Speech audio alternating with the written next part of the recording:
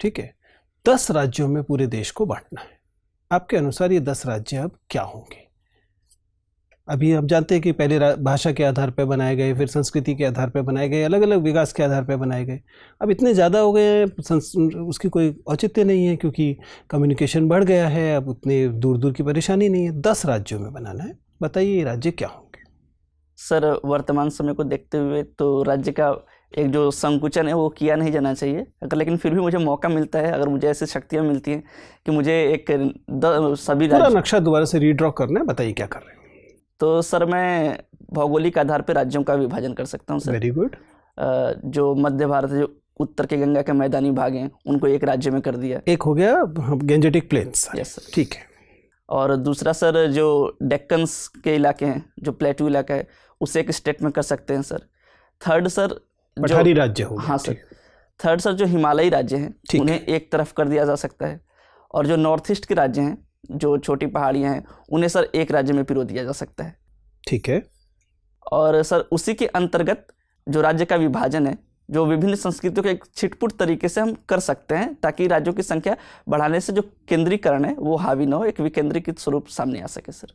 चलिए कोई बात नहीं। दीपक, आपने मेंशन किया है कि आपको कुकिंग पसंद है। Yes sir. आप इंडियन डिशेस बनाना पसंद करते हैं। Yes sir. थोड़ी देर के लिए कल्पना कीजिए कि आपका आज तक का जो जीवन है वो एक डिश है। तो बताइए फिर इसका कुक कौन है या क्या है? जरूरी नहीं है व्यक्ति होगा, कुछ और भी हो सकता है।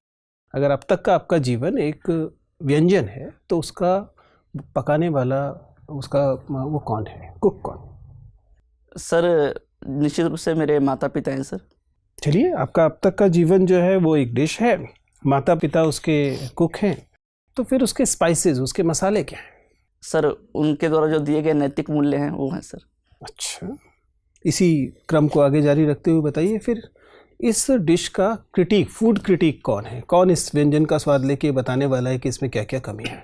सर सोसाइटी, मेरे मित्र और आप जैसे सर सम्मानित बोर्ड। अगर इसी को और आगे जारी रखें तो फिर इस पूरे व्यंजन का स्वाद क्या है?